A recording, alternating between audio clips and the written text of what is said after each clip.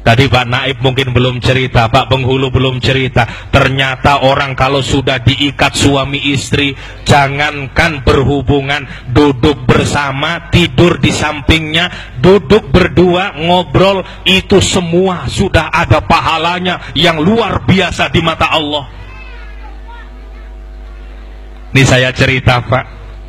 Cerita ini terjadi di zaman Syarifah Maimun, generasi tabi'in. Ada seorang wanita yang bernama Syarifah Maimun. Namanya udah luar biasa nih, Syarifah Maimun. Mulai umur 5 tahun Pak sampai 20 tahun masuk pesantren Syarifah Maimun ini. 15 tahun di pesantren, kurang apa pinternya Syarifah Maimun ini. Perempuan. Begitu umur 20 tahun bapaknya bingung. Wah, Syarifah Maimun ini kalau nggak dijodohkan nggak bakal kawin. Dia tidak pernah kenal laki-laki, pacaran tidak pernah, apalagi jalan dengan laki-laki. Akhirnya dijodohkan, Bu. Menikahlah Syarifah Maimun ini dengan seorang laki-laki. Tapi sayang, 3 bulan suaminya ditegur nggak pernah, disenggol nggak pernah, diajak tidur bareng nggak pernah, makan berdua nggak pernah. 3 bulan.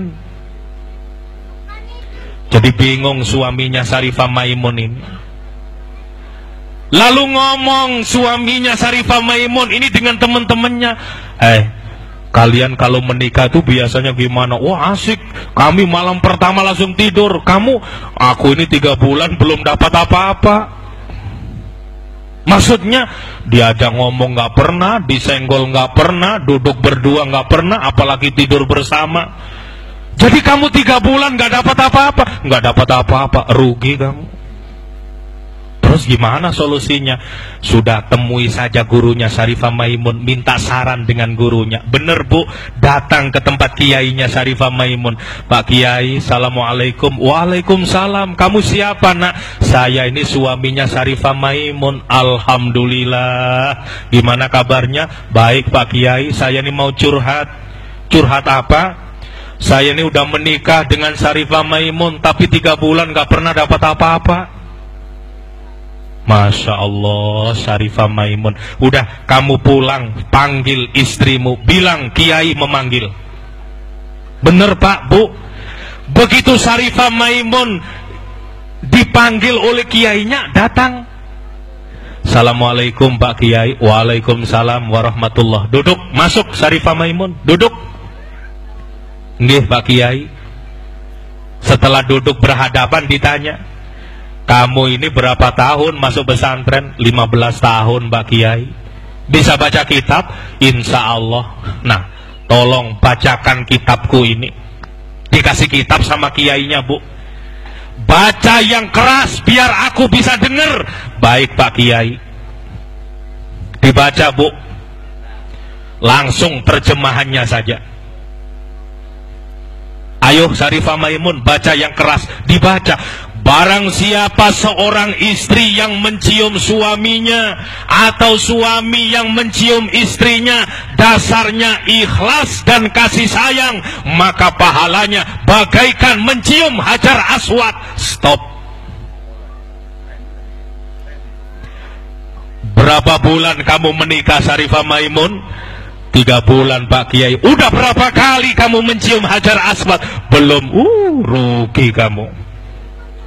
Rugi. Saya habis ceramah ini pulang dimarahi ibu-ibu, Pak. Marah katanya. Kenapa baru sekarang disampaikan, Ustaz? Umur sudah 50 tahun lebih, jaga waktu pengantin baru dulu. Wah, Hajar Aswad terus kita.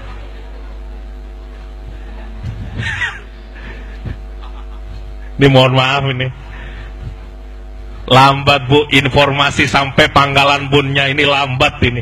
Beruntunglah yang pengantin baru. Lihat, suami mencium istri, istri mencium suami, dasarnya ikhlas kasih sayang, sama pahalanya seperti mencium Hajar Aswad. Nah, yang saya takutkan itu hadir ke sini tidak suami istri. Ya, Suaminya datang, istrinya enggak. Begitu pulang, pintu ditutup, diketok. Dok, assalamualaikum, mana Hajar Aswad? Kata istrinya, ini salah, kenapa suamiku kesambet kira-kira ini? Bu, dikasih tahu dulu, Pak, kata Pak Ustadz, kalau istri mencium suami, suami mencium istri, ikhlas. Asal istri sendiri, Bu, bukan istri orang. Nanti seketemunya istri orang dicium. Istri sendiri, suami sendiri, Pak. Ya, alhamdulillah adik Bu Hasan, silakan ya, ciumlah Hajar Aswad sepuasnya. Ini kalau hadir suami istri kan pulang itu enak, digawil istrinya. Gimana Bu, Hajar Aswad kah? Ya, jadi berkah bener yang datang ini. Jadi pulang sambil naik motor tuh, Hajar Aswad Pak, ya iya di rumah saja Bu, katanya. Yang datang sendirian rugi hari ini, nggak bisa ngamalkan. Satu, ayo Syarifah Maimun baca terus. Baik Tuan Guru, barang siapa seorang istri yang tidur di samping suaminya, Bu, tidur, cuma tidur tok di samping suaminya, maka pahalanya bagaikan sembahyang sunnah 100 rakaat. Masya Allah, kalau kita pernah ngaji nih, tidur terpisah dengan suami tidak jadi berkah. Ini kadang-kadang tidak, istri tidur di kamar, suami di ruang tamu. Suami di kamar, istri tidur di dapur. Gimana mau jadi rahmat? Ini kalau orang nggak pernah ngaji, Pak, Bu, kalau ada suami istri tinggal satu rumah tidur terpisah, malam ini malaikat rahmat tidak akan menurunkan berkah ke rumah kita. Tidak ada berkahnya suami istri yang seperti itu.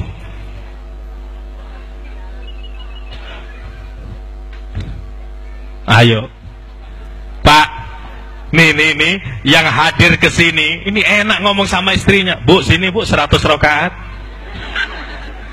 Tinggal ngamalkan, Pak. Ibu juga gitu, aduh mau tahajud berat bener tidur samping suami, 100 rakaat Bu.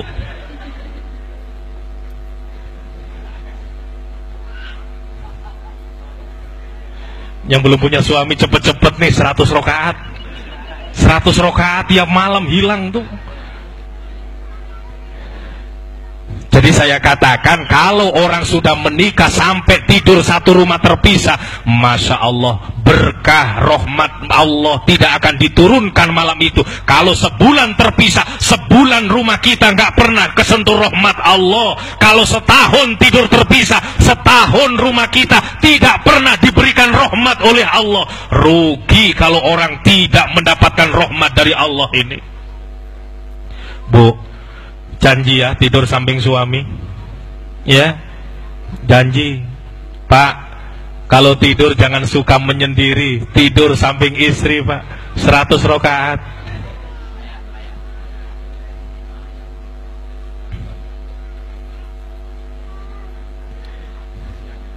Ini bagus nih, alhamdulillah, ini ilmunya Syarifah Maimun.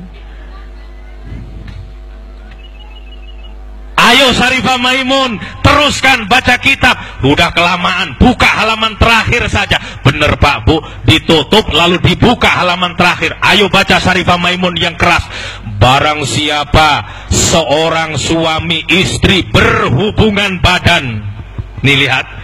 Barang siapa suami istri berhubungan badan ikhlas karena Allah, maka pahalanya bagaikan membunuh satu orang kafir. Syarifah Maimun, sudah berapa bulan kamu menikah? 3 bulan Pak Kiai. Sudah berapa banyak orang kafir yang kamu bunuh? Belum ada. Aku sudah membantai orang kafir nggak bisa dihitung. Kiainya luar biasa Bu. Bukan membunuh lagi, membantai. Nangis. Habis dengar kitab yang terakhir tuh nangis, meneteskan air mata Syarifah Maimun ini Bu. Lalu ngomong, Pak Kiai saya mau pulang. Ya udah pulang sana. Loh ini loh enaknya, kalau orang tuh pernah masuk pesantren, gak usah dinasihati, baca kitab selesai. Ini dinasihati seharian gak sadar, sudah kasih kitab sadar.